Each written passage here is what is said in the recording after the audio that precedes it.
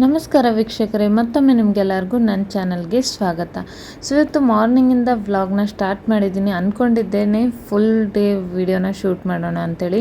ಇವತ್ತು ಆಫೀಸ್ಗೆ ಹೋಗಿದ್ದೀನಿ, ಯಾಕಂದರೆ ಇತ್ತೀಚೆಗೆ ಡೈಲಿ ಹೋಗ್ತಾ ಇದ್ದೀನಿ. ಊರಿಗೆ ಹೋಗಬೇಕಲ್ವ, ಸೊ ನಾನು ಡೇಸ್ ಕಂಪ್ಲೀಟ್ ಮಾಡಬೇಕು. ನಮ್ಮ ಆಫೀಸಲ್ಲಿ ಏನಂದರೆ ವರ್ಕ್ ಫ್ರಮ್ ಹೋಮ್ ಇರುತ್ತೆ, ಆದರೆ ಮಂತ್ಲಿ ಇಂತಿಷ್ಟು ದಿನ ಅಂಥೇಳಿ ಕಂಪ್ಲೀಟ್ ಮಾಡಬೇಕಾಗತ್ತೆ. ಅದಕ್ಕೆ ಸ್ವಲ್ಪ ಡೈಲಿ ಹೋಗಿ ಕಂಪ್ಲೀಟ್ ಮಾಡಿಬಿಟ್ರೆ ಊರಲ್ಲಿ ಆರಾಮಾಗಿ ರಜೆನೂ ಇದೆ ಮತ್ತು ವರ್ಕ್ ಫ್ರಮ್ ಹೋಮ್ ಕೂಡ ಮಾಡ್ಬೋದು ಅಂಥೇಳಿ ಡೈಲಿ ಹೋಗಿ ಕಂಪ್ಲೀಟ್ ಮಾಡ್ತಾಯಿದ್ದೀನಿ. ಸೊ ಇವತ್ತು ಒಂದಿನ ಬ್ಯಾಲೆನ್ಸ್ ಇತ್ತು, ಅದಕ್ಕೆ ಇವತ್ತು ಹೋಗಿ ಕಂಪ್ಲೀಟ್ ಮಾಡಿದ್ದೆ. ಅದಾದಮೇಲೆ ಜಾಸ್ತಿ ಆಫೀಸಲ್ಲೆಲ್ಲ ವೀಡಿಯೋ ತೆಗೆಯೋದಕ್ಕೆ ಹೋಗಲಿಲ್ಲ. ಮತ್ತೆ ಮನೆಗೆ ಹೋಗಿದ್ದೆ, ಪ್ಯಾಕಿಂಗ್ ಶುರುವಾಯಿತು. ಪ್ಯಾಕಿಂಗ್ ಮುಗಿಯೋದೇ ಇಲ್ಲ ಅನಿಸುತ್ತೆ. ಅದು ಮಕ್ಕಳದ್ದೆಲ್ಲ ಇದ್ದಾಗ ಮಕ್ಕಳು ಪ್ಯಾಕಿಂಗ್ ಎಷ್ಟು ಮಾಡಿದ್ರು ಮತ್ತೆ ಕಾಣಿಸುತ್ತೆ. ಸೊ ಹೇಗೆಲ್ಲ ಮಾಡಿ ಪ್ಯಾಕಿಂಗ್ ಮಾಡ್ತಾ ಇದ್ದೀನಿ. ಅದಾದಮೇಲೆ ನೆಕ್ಸ್ಟ್ ಡೇನೇ ವಿಡಿಯೋನ ಸ್ಟಾರ್ಟ್ ಮಾಡಿದ್ದೀನಿ. So hi, good morning. ಮತ್ತೊಂದು ದಿನದ ಬ್ಲಾಗ್ಗೆ ಸ್ವಾಗತ. ಬೆಳಿಗ್ಗೆ ಎದ್ದು ಫ್ರೆಶ್ ಎಲ್ಲ ಆಗಿದ್ದೀನಿ. ಇವಾಗ ತಿಂಡಿಗೆ ರೆಡಿ ಮಾಡ್ತಾ ಇದ್ದೀನಿ. ತಿಂಡಿಗೆ ಇವತ್ತು ನಾವು ಅಕ್ಕಿ ರೊಟ್ಟಿ ಮಾಡ್ತಾ ಇದೀವಿ, ಮೆಂತೆ ರೊಟ್ಟಿ. ಇದು ಅಕ್ಕಿ ಮತ್ತೆ ಮೆಂತೆನ ಒಂದು 4-5 ಗಂಟೆ ನೆನೆಸಿ ರುಬ್ಬಿ ಇಟ್ಕೊಂಡಿದೀವಿ. ಇದನ್ನ ಇವಾಗ ರೊಟ್ಟಿ ಮಾಡ್ತೀನಿ, ತೋರಿಸ್ತೀನಿ ಹೇಗೆ ಮಾಡ್ತೀನಿ ಅಂತ ಹೇಳಿ. ಸೂಪರ್ ಟೇಸ್ಟಿ ಆಗಿರುತ್ತೆ ಮಾತ್ರ. ಸೊ ಮೆಂತೆ ರೊಟ್ಟಿ ಜೊತೆಗೆ ತೆಂಗಿನಕಾಯಿ ಚಟ್ನಿ. ಚಟ್ನಿಗೆಲ್ಲ ರೆಡಿ ಮಾಡ್ಕೊಳ್ತೀನಿ.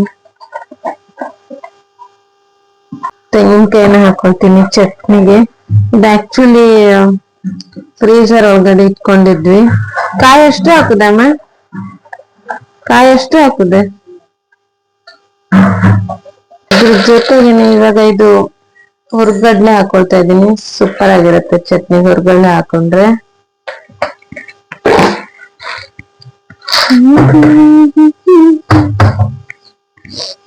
ಆಮೇಲೆ ಹಸಿಮೆಣಸಿನಕಾಯಿ ಮತ್ತೆ ಶುಂಠಿ. ಇವಾಗ ಶುಂಠಿನ ಸ್ವಲ್ಪ ಕಟ್ ಮಾಡಿಕೊಂಡು ಹಾಕ್ತಾ ಇದ್ದೀನಿ. ಅದಾದಮೇಲೆ ರುಚಿಗೆ ತಕ್ಕಷ್ಟು ಉಪ್ಪನ್ನು ಕೂಡ ಹಾಕ್ಕೊಳ್ತಾ ಇದ್ದೀನಿ. ಆಮೇಲೆ ಸ್ವಲ್ಪ ನೀರು ಬೇಕಾದರೆ ನೀರು ಹಾಕಿ ರುಬ್ಕೊಂಡ್ರೆ ಚಟ್ನಿ ರೆಡಿ ಆಗುತ್ತೆ. ಇವಾಗ ರೊಟ್ಟಿ ಮಾಡ್ತಾ ಇದ್ದೀನಿ. ಸೊ ಆ ಕಡೆ ಟೀ ಕೂಡ ಇಟ್ಕೊಂಡಿದ್ದೀನಿ. ಇವಾಗ ರೊಟ್ಟಿ ಕೂಡ ಮಾಡ್ತಾಯಿದ್ದೀನಿ. ಒಂದು ಹಂಚಿದೆ, ಅದೇ ಅಮ್ಮನಿಗೂ ಕೂಡ ಹೇಳ್ತಾ ಇದ್ದೆ, ನಾನ್ ಸ್ಟಿಕ್ ಪ್ಯಾನಲ್ಲಿ ಕೂಡ ಇಷ್ಟು ಚೆನ್ನಾಗಿ ರೊಟ್ಟಿ ಬರಲ್ಲ ಅನಿಸುತ್ತೆ. ಇದರಲ್ಲಿ ಗೊತ್ತಿಲ್ಲ, ರೊಟ್ಟಿ ತುಂಬಾ ಚೆನ್ನಾಗಿರುತ್ತೆ. ಈ ರೊಟ್ಟಿ ಮಾಡಿದಾಗ ನಂಗೆ ತುಂಬಾ ಇಷ್ಟ ಆಗುತ್ತೆ. 2-3 ಮಾಡಿ ಆಯಿತು. ಇದು ನೆಕ್ಸ್ಟ್ ಬ್ಯಾಚ್ ಮಾಡ್ತಾಯಿದ್ದೀನಿ. ಬಿಸಿ ಬಿಸಿ ತಿಂದರೆ ಚೆನ್ನಾಗಿರುತ್ತೆ. ಅದಕ್ಕೆ ಎಲ್ಲ ಎದ್ದು ಬಂದ ಮೇಲೆ ಒಂದೊಂದೇ ಮಾಡ್ತಾಯಿದ್ದೀನಿ, ಅಂದರೆ ಅವ್ರವ್ರಿಗೆ ಬೇಕಾದಷ್ಟು. ಇದಕ್ಕೆ ನಾವು ಅಕ್ಕಿ ಮತ್ತು ಮೆಂತೆ ಮತ್ತು ಕಾಯಿ ಹಾಕಿ ಅಮ್ಮ ರುಬ್ಬಿ ಇಟ್ಟಿದ್ರು ಇದು ರೊಟ್ಟಿಗೆ. ಸೂಪರ್ ರುಚಿಯಾಗಿತ್ತು ಮಾತ್ರ. ಇದನ್ನು ಎಣ್ಣೆ ಬೇಡ, ಏನು ಬೇಡ, ಹೆಲ್ತಿ, ಫುಲ್ ಹೆಲ್ತಿ, ದೋಸೆಗಿಂತ ಹೆಲ್ತಿ ಅಂತಲೇ ಹೇಳ್ಬೋದು. ಯಾಕಂದರೆ ಎಣ್ಣೆನೇ ಬಳಸಲಿಲ್ಲ ಅಲ್ವಾ. ಹಾಗೆಯೇ ಇದು ಇದ್ರ ಮೇಲೆ ಹಾಕಿದ್ದೆ, ಅದು ಜಸ್ಟ್ ಸ್ವಲ್ಪ ಮುಚ್ಚಿ ಬೇಯಿಸಿದ್ದೆ. ಅದಾದಮೇಲೆ ತೆಗೆದ್ರೆ ಈ ರೊಟ್ಟಿ ರೆಡಿ ಆಯಿತು. ಸೂಪರ್ ಆಗಿದೆ ಈ ರೊಟ್ಟಿ ಮಾತ್ರ. ಸೊ ಟೀ, ರೊಟ್ಟಿ, ಅದ್ರ ಜೊತೆಗೆ ಚಟ್ನಿ. ಸೊ ಇವತ್ತಿನ ಬ್ರೇಕ್ಫಾಸ್ಟ್ ಇದೇ ಆಗಿತ್ತು. ಬ್ರೇಕ್ಫಾಸ್ಟ್ ಆದ ನಂತರ ನಾಳೆಗೆ ಊರಿಗೆ ಹೋಗಬೇಕಲ್ವ, ಅದಕ್ಕೆ ಅಂದ್ಕೊಂಡೆ ಹೇರಿಗೆ ಸ್ವಲ್ಪ ಮೆಹಂದಿ ಹಾಕೊಳ್ಳೋಣ ಅಂಥೇಳಿ. ಇದು ಪ್ಯೂರ್ ಮೆಹಂದಿ ಪೌಡರ್ ಅಷ್ಟೇ, ಮತ್ತೇನೂ ಅಲ್ಲ. ಸೊ ಅದನ್ನು ನೀರಲ್ಲಿ ಹಾಕಿ ಕಲಿಸ್ಬಿಟ್ಟು ತಲೆಗೆ ಹಾಕ್ಕೊಂಡಿದ್ದೀನಿ ಅಷ್ಟೇ. ಮತ್ತು ಯಾವುದೇ ರೀತಿ ಇದರಲ್ಲಿ ಏನೂ ಆ್ಯಡ್ ಮಾಡಿಲ್ಲ. ಮೆಹಂದಿ ಹಾಕಿದ್ದೆಲ್ಲ ವಾಶ್ ಮಾಡಿ ಇಟ್ಟಿದ್ದೀನಿ. ನೋಡೋಣ ಹೇಗೆ ಸಾಫ್ಟ್ ಆಗಿದೆ ಇಲ್ಲ ಅಂತೇಳಿ. ಸೊ ಇವಾಗ ಜಸ್ಟ್ ಸ್ನಾನ ಮಾಡಿ ಬಂದೆ. ಇವಾಗ ಕೇಕ್ ಮಾಡೋದಕ್ಕೆ ರೆಡಿ ಮಾಡ್ತಾ ಇದ್ದೀನಿ. ಚಾಕ್ಲೇಟ್ ಕೇಕ್ ಮಾಡ್ತಾ ಇದ್ದೀನಿ. ಸೊ ಯಾವ ರೀತಿ ಮಾಡ್ತೀನಿ ಅಂತ ಹೇಳಿ ತೋರಿಸ್ತೀನಿ ನಿಮ್ಗೆ. ಸೊ ಕೇಕ್ ಒಂದು ಪ್ರಿಮಿಕ್ಸ್ ಅಲ್ಲಿ ಮಾಡ್ಬೋದು, ಇಲ್ಲಾಂದ್ರೆ ಮನೆಯಲ್ಲೇ ಮೈದಾ ಹಿಟ್ಟು, ಕೋಕೋ ಪೌಡರ್ ಅದನ್ನೆಲ್ಲ ಯೂಸ್ ಮಾಡಿ ಮಾಡ್ಬೋದು. ಇವತ್ತು ಬೇಗ ಅರ್ಜೆಂಟ್ ಅಲ್ಲಿ ಮಾಡ್ತಾ ಇರೋದ್ರಿಂದ ಪ್ರಿಮಿಕ್ಸ್ ಅನ್ನ ಯೂಸ್ ಮಾಡ್ತಾ ಇದ್ದೀನಿ. ಸೊ ನಾನು ಯಾವ್ದೇ ಪ್ಯಾಕೆಟ್ ಪ್ರಿಮಿಕ್ಸ್ ತರಲಿ, ಫಸ್ಟ್ ಈ ರೀತಿಯಾಗಿ ಗಾಳಿಸ್ಕೊಂಡೆ ಯೂಸ್ ಮಾಡೋದು. ಸೊ ಅದ್ರಿಂದ ಕೇಕ್ ಕೂಡ ಚೆನ್ನಾಗಿ ಬರುತ್ತೆ. ಕೇಕ್ ಯಾಕೆ ಮಾಡ್ತಾ ಇದ್ದೀನಿ ಅಂತ ಹೇಳಿದ್ರೆ, ಮಗನ್ ಬರ್ಡೇ ಬಂತು 14th. ಬಟ್ ನಾವು ಊರಲ್ಲಿ ಇರ್ತೀವಿ ಆ ದಿನ. ಸೊ ಊರಲ್ಲಿ ಪೂಜೆ ಎಲ್ಲ ಇದೆ, ಅದಕ್ಕೆ ಮತ್ತೆ ಕೇಕ್ ಮಾಡೋದಕ್ಕೆ ಹೋಗ್ತಾ ಇಲ್ಲ. ಮತ್ತೆ ಇಲ್ಲಿಂದ ಸ್ಪೆಷಲಿ ಇದೆಲ್ಲ ತಗೊಂಡು ಹೋಗ್ಬೋದು, ಆದ್ರೆ ಕ್ರೀಮ್ ತಗೊಂಡು ಹೋಗೋದಕ್ಕೆ ಆಗೋದಿಲ್ಲ. ಅದಕ್ಕೆ ಅಲ್ಲಿ ನಂಗೆ ಕೇಕ್ ಅಷ್ಟು ಇಷ್ಟ ಆಗೋದಿಲ್ಲ. ಅದಕ್ಕೆ ನಾನ್ ಅನ್ಕೊಂಡೆ ಇವತ್ತು ಮನೇಲಿ ಸುಮ್ನೆ ಕೇಕ್ ಮಾಡೋಣ. ನನ್ಗೆ ಸ್ಪೆಷಲ್ ಊರಿಗೆ ಹೋಗ್ಬೇಕಲ್ವಾ, ಸೊ ಫ್ರಿಡ್ಜ್ ಬಂದ್ ಮಾಡಿ ಹೋಗ್ಬೇಕು. ಕ್ರೀಮ್ ಎಕ್ಸ್ಟ್ರಾ ಇತ್ತು, ಅದನ್ನ ಖಾಲಿ ಮಾಡ್ಬೇಕಿತ್ತು, ಅದು ಕೂಡ ರೀಸನ್ ಹೌದು. ಮತ್ತೆ ಬರ್ಡೇಲಿ ಊರಲ್ಲಿ ಕೇಕ್ ಮಾಡೋದಿಲ್ಲ ಅಂತ ಹೇಳಿ ಇಲ್ಲೇನೋ ಒಂದು ಚಿಕ್ಕದಾಗಿ ಕೇಕ್ ಮಾಡೋಣ ಅಂತ ಹೇಳಿ ಮಾಡ್ತಾ ಇದೀನಿ. ಎರಡು ಕೂಡ ಒಟ್ಟಿಗೆ ಆಗೋಗುತ್ತೆ ಅಂತ.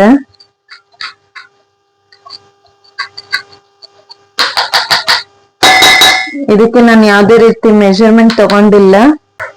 ಫಸ್ಟ್ ಇದನ್ನ ಮಿಕ್ಸ್ ಮಾಡ್ಬೇಕು. ಅದಕ್ಕಿಂತ ಮೊದ್ಲು ಪ್ರೀ ಹೀಟ್ ಮಾಡ್ಕೊಳ್ತೀನಿ. ಇದು ಹಂಚು ಇದ್ರ ಮೇಲೆ ಇದು ಇಟ್ಕೊಂತೀನಿ, ಗ್ಯಾಸ್ ಮೇಲೆನೆ ಮಾಡೋದು ನಾನು. ಸೊ ಇದ್ರ ಮೇಲ್ಗಡೆ ಯಾವ್ದಾದ್ರು ಪಾತ್ರೆ ಮುಚ್ಚಿ ಬಿಡ್ತೀನಿ. ಅದು ಪ್ರೀ ಹೀಟ್ ಆಗ್ತಾ ಇರ್ಲಿ ಅಲ್ಲಿ ತನಕ. ಇದಕ್ಕೆ ಜಸ್ಟ್ ನೀರ್ ಮಾತ್ರ ಹಾಕ್ತೀನಿ, ಮತ್ತೆ ಏನು ಹಾಕ್ತಾ ಇಲ್ಲ. ಎಣ್ಣೆ ಆಗ್ಲಿ ಶುಗರ್ ಆಗ್ಲಿ ಏನು ಹಾಕ್ತಾ ಇಲ್ಲ. ಸ್ವಲ್ಪ ಜಾಸ್ತಿನೇ ಆಯ್ತು ಹಿಟ್ಟು. ಇವಾಗ ಇದನ್ನು ನೀರು ಹಾಕಿ ಬೇಗ ಬೇಗ ಮಿಕ್ಸ್ ಮಾಡ್ಕೊಳ್ತಾ ಇದ್ದೀನಿ. ಯಾಕಂದರೆ ಗ್ಯಾಸ್ ಆನ್ ಮಾಡಿ ಪ್ರೀ ಹೀಟಲ್ಲಿ ಇಟ್ಕೊಂಡಿದ್ದೀನಿ. ಅದು ಒಂದು 2 ನಿಮಿಷ ಮುಂಚೆ ಆನ್ ಮಾಡ್ತೀನಿ ಅಷ್ಟೇ. ಸ್ವಲ್ಪ ಬಿಸಿ ಆದರೆ ಚೆನ್ನಾಗಿ ಇದು ಬೇಯುತ್ತೆ ಬೇಗ.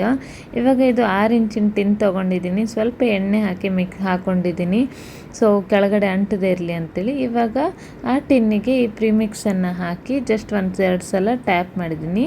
ಅದಾದಮೇಲೆ ಈ ರೀತಿಯಾಗಿ ಬೇಯಿಸೋದಕ್ಕೆ ಇಟ್ಕೊಂಡಿದ್ದೀನಿ. ಅದು ಬೇಯೋ ಅಷ್ಟರಲ್ಲಿ ಮಗನ ಹೇರ್ ಕಟ್ ಮಾಡಬೇಕಿತ್ತು. ಇವತ್ತು ಹೋಗಿ ಅವನ ಹೇರ್ ಕಟ್ ಕೂಡ ಮಾಡಿ ಬಂದೆ. ಇಲ್ಲಾಂದರೆ ಟೈಮ್ ಸಿಗೋದೇ ಇಲ್ಲ. ಅದಕ್ಕೆ ಅದು ಬೇಯಿಸೋದಕ್ಕೆ ಇಟ್ಟರೆ ಒಂದು ಅರ್ಧ ಗಂಟೆ ಹೋಗುತ್ತಲ್ವ, ಆ ಅರ್ಧ ಗಂಟೆಯಲ್ಲಿ ಹೇರ್ ಕಟ್ ಮಾಡಿ ಬಂದೆ. ಸೊ ಅವನ್ನ ಮನೆಗೆ ಬಿಟ್ಟು ಮತ್ತೆ ಒಂದು ರೌಂಡ್ ಕಾಫಿ ಎಲ್ಲ ಕುಡಿದು ಇಲ್ಲಿ ಗಾಡಿ ಚೆಕ್ ಮಾಡ್ತಾಯಿದ್ದೀವಿ. ಯಾಕಂದರೆ ಇವತ್ತು ಗಾಡಿಯಲ್ಲೇ ಹೋಗಬೇಕಿದೆ. ಸೊ ಎಷ್ಟೇ ನೀವು ಕವರ್ ಮಾಡಿ ಹಾಗೆ ಇರಲಿ, ಧೂಳಂತೂ ಹಾಗೆ ಆಗುತ್ತೆ. ಸೊ ಅದೇ ಕ್ಲೀನ್ ಕೂಡ ಮಾಡಬೇಕು ಇವತ್ತು. ಅದಾದಮೇಲೆ ಅಲ್ಲಿಂದ ಡೈರೆಕ್ಟ್ ಪಾರ್ಲರ್ಗೆ ಹೋಗಿದ್ದೆ. ಐಬ್ರೋ ಮಾಡಬೇಕಿತ್ತು. ಸೊ ಐಬ್ರೋ ಮತ್ತು ಅಪ್ಪರ್ ಲಿಪ್ಸ್ ಮಾಡ್ಕೊಂಡು ಬಂದೆ ಇವತ್ತು. ಬರಬೇಕಾದ್ರೆ ಮಕ್ಕಳಿಗೆ ತಿನ್ನೋದಕ್ಕೆ ಏನಾದರೂ ತೊಗೊಳ್ಬೇಕು ಅಂಥೇಳಿ ತೊಗೊಳ್ತಾ ಇದ್ದೀನಿ.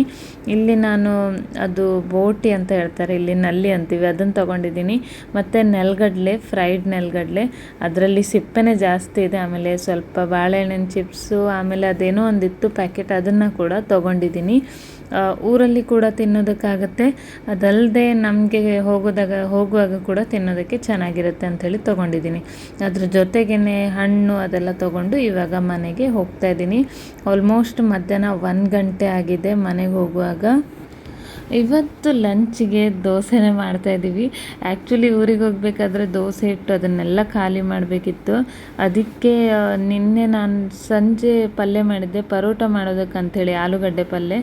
ಸೊ ಅದನ್ನು ಕೂಡ ಖಾಲಿ ಮಾಡಬೇಕಿತ್ತು. ಅದಕ್ಕೆ ಇವಾಗ ಬೆಳಿಗ್ಗೆ ರೊಟ್ಟಿ ಆಯಿತು, ಮಧ್ಯಾಹ್ನ ದೋಸೆ, ರಾತ್ರಿಗೂ ನೋಡಬೇಕು. ಇದು ಹಿಟ್ಟೇನಾದರೂ ಉಳಿದ್ರೆ ರಾತ್ರಿಗೂ ಅದನ್ನೇ ಯೂಸ್ ಮಾಡಬೇಕಾಗತ್ತೆ, ಇಲ್ಲಾಂದರೆ ಅದು ವೇಸ್ಟ್ ಆಗಿಬಿಡುತ್ತೆ. ಅದಕ್ಕೋಸ್ಕರನೇ ಇವಾಗ ನಾನು ಮಸಾಲೆ ದೋಸೆನೇ ಮಾಡ್ತಾಯಿದ್ದೀನಿ. ಸ್ವಲ್ಪ ತುಪ್ಪ, ಆಮೇಲೆ ಸ್ವಲ್ಪ ಸೇಜ್ವಾನ್ ಚಟ್ನಿ ಹಾಕ್ಕೊಂಡಿದ್ದೀನಿ. ಆಮೇಲೆ ಆಲೂಗಡ್ಡೆದ ಪಲ್ಯ ಏನಿದೆ ಅದನ್ನು ಹಾಕ್ಕೊಂಡು ಮಸಾಲೆ ದೋಸೆ ಮಾಡಿಕೊಂಡು ಲಂಚ್ಗೆ ರೆಡಿ ಮಾಡ್ಕೊಳ್ತಾ ಇದ್ದೀನಿ. ದೋಸೆ ಜೊತೆಗೆ ಬೆಳಗಿನ ರೊಟ್ಟಿ ಹಿಟ್ಟು ಕೂಡ ಸ್ವಲ್ಪನೇ ಇತ್ತು. ಸೊ ಅದಕ್ಕೆ ಅಂದ್ಕೊಂಡೆ ಒಂದೊಂದು ಮಸಾಲೆ ದೋಸೆ, ಒಂದೊಂದು ಅದು ಅಕ್ಕಿ ಮೆಂತೆ ರೊಟ್ಟಿ ಮಾಡೋಣ ಅಂಥೇಳಿ. ಸೊ ಇವತ್ತು ಅದೇ ಲಂಚ್ಗೆ. ಅದ್ರ ಜೊತೆಗೇ ಸಾಂಬಾರಿತ್ತು. ಸೊ ಸಾಂಬಾರು ಹಾಕ್ಕೊಂಡು ನಾವಿವತ್ತು ಮಸಾಲೆ ದೋಸೆ ಮತ್ತು ರೊಟ್ಟಿನ ತಿಂದ್ವಿ. ಅದಾದಮೇಲೆ ಕೇಕ್ ಆವಾಗಲೇ ಬೇಕ್ ಮಾಡಿ ಇಟ್ಟಿದ್ದೆ ಅಲ್ವಾ. ಸೊ ಇವಾಗ ಮಧ್ಯಾಹ್ನ ಮಗನ ಮಲಸಿ ಕೇಕ್ ಮಾಡ್ತಾಯಿದ್ದೀನಿ. ಚಾಕ್ಲೇಟ್ ಕೇಕೇ ಮಾಡ್ತಾಯಿದ್ದೀನಿ ಇವತ್ತು. ಇದಕ್ಕೆ ಚೋಕೋ ಚಿಪ್ಸ್, ಸ್ವಲ್ಪ ಕ್ರೀಮ್ ಇತ್ತು. ಸೊ ಕ್ರೀಮ್ ಕೂಡ ಖಾಲಿ ಮಾಡಬೇಕಿತ್ತಲ್ವ. ಸೊ ಕ್ರೀಮ್ ಹಾಕ್ಬಿಟ್ಟು ಇವತ್ತು ಚೋಕೋ ಚಿಪ್ಸ್ ಹಾಕಿ ಸಿಂಪಲಾಗಿ ಕೇಕ್ ಮಾಡ್ತಾಯಿದ್ದೀನಿ. ಮಗಳು ಹೇಳಿದ್ಲು ಅವಳಿಗೆ ಡಿಸೈನ್ ಮಾಡಬೇಕು ಅಂತೇಳಿ. ಸೊ ಅದಕ್ಕೆ ಅವಳಿಗೆ ಬಿಟ್ಟಿದ್ದೀನಿ ಡಿಸೈನ್ ಮಾಡು ಅಂತೇಳಿ. ಹೇಗೋ ಮನೇಲಿ ತಿನ್ನಬೇಕಲ್ವ, ಅದಕ್ಕೆ.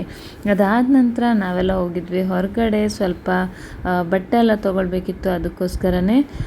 ಸೊ ಮಗಳಿಗೆ ಬಟ್ಟೆ ಎಲ್ಲ ತೊಗೊಂಡು ಅದಾದಮೇಲೆ ಹೋಗಬೇಕಾದ್ರೆ ಸ್ಯಾಂಡ್ವಿಚ್ ತೊಗೊಂಡ್ವಿ. ಇವತ್ತು ಹೀಗೆ ಏನಾದರೂ ತಿನ್ನೋಣ ಅಂತ ಅನಿಸ್ತು. ಮತ್ತೆ ಅದಿದೆಲ್ಲ ಯಾಕೆ ಅಂತೇಳಿ ಸ್ಯಾಂಡ್ವಿಚ್ ಪಾರ್ಸಲ್ ತೊಗೊಂಡು ಹೋಗಿದ್ದೆ. ಸಿಂಪಲ್ ಆಗಿತ್ತು, ಚೆನ್ನಾಗಿತ್ತು ಸ್ಯಾಂಡ್ವಿಚ್. ಮಕ್ಕಳು ತಿನ್ನಲ್ಲ, ಅದಕ್ಕೆ ಅವ್ರಿಗೋಸ್ಕರ ಬಟರ್ ರೋಸ್ಟ್ ಏನೋ ಮಾಡ್ಕೊಂಡು ಹೋಗಿದ್ದೆ. ಅದು ಸಿಂಪಲ್ ಆಗಿರುತ್ತೆ, ಏನು ಮಸಾಲೆ ಇರೋದಿಲ್ಲ. ಅದಾದಮೇಲೆ ಮನೆಗೆ ಹೋದ ನಂತರ ಮತ್ತೆ ಅದೇ ಬೆಳಿಗ್ಗೆನೇ ಹೇಳಿದ್ನಲ್ವ, ಇವತ್ತು ರಾತ್ರಿ ಕೂಡ ದೋಸೆ ಇಟ್ಟು ಖಾಲಿ ಮಾಡಬೇಕು ಅಂತೇಳಿ ಹಸ್ಬೆಂಡ್ಗೂ ಕೂಡ ಇವತ್ತು ಮಸಾಲೆ ದೋಸೆನೇ ಮಾಡಿಕೊಟ್ಟಿದ್ದೆ. ಅದಾದಮೇಲೆ ನಾವು ಕೇಕ್ ಕಟ್ ಮಾಡಿದ್ವಿ. ಸೊ ಈ ವ್ಲಾಗ್ನ ಕೂಡ ಇಲ್ಲಿಗೆ ಎಂಡ್ ಮಾಡ್ತೀನಿ. ಐ ಹೋಪ್ ನಿಮಗೆ ಇಷ್ಟ ಆಗಿದೆ ಅಂತ.